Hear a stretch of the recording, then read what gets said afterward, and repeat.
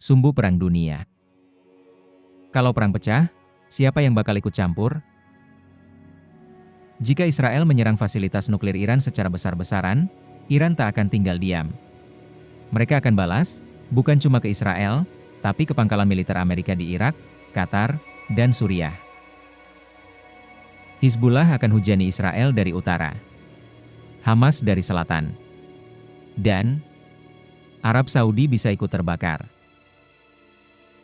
Amerika Serikat akan masuk. Rusia dan Cina bisa ikut memihak Iran. Aliansi dan senjata mulai bergerak.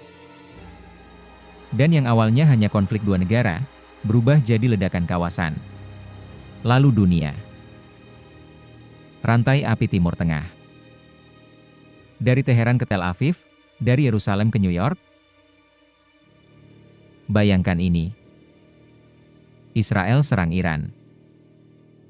Iran balas, rudal terbang ke Tel Aviv dan Haifa. Hizbullah menyerbu dari Lebanon.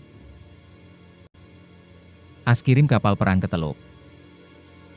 Pangkalan militer AS di Irak dan Suriah diserang balik. Pasar minyak global kacau. Harga energi melonjak.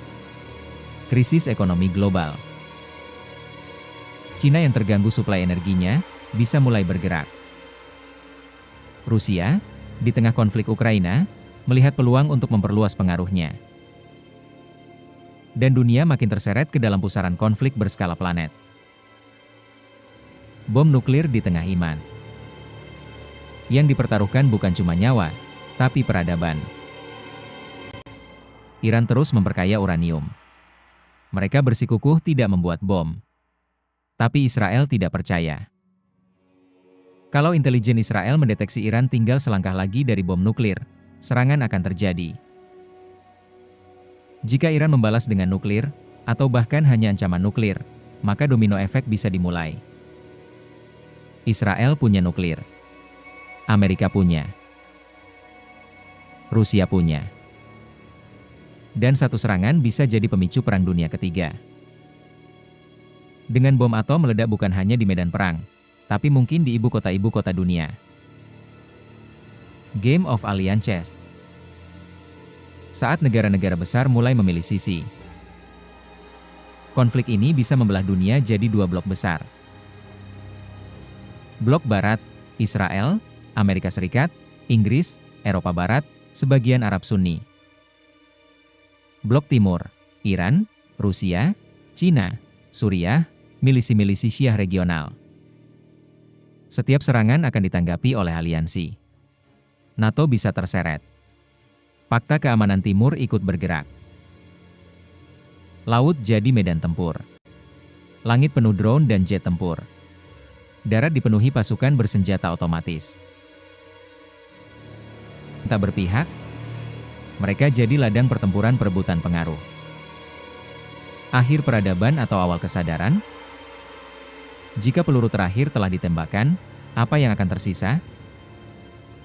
Perang dunia akibat konflik Iran-Israel bukan fiksi. Semua elemen ada. Tanda panah kanan tebal dua agama. Tanda panah kanan tebal dua ideologi. Tanda panah kanan tebal dua nuklir. Tanda panah kanan tebal dua aliansi. Tanda panah kanan tebal dua ego pemimpin dunia. Tapi perang tak pernah benar-benar dimenangkan. Yang tersisa hanya kota-kota runtuh, generasi hilang, dan peradaban yang mundur puluhan tahun. Mungkin, justru dari jurang kehancuran itu, dunia akhirnya sadar. Damai lebih kuat dari bom. Dan musuh, kadang diciptakan hanya karena manusia lupa bahwa semua punya hak untuk hidup.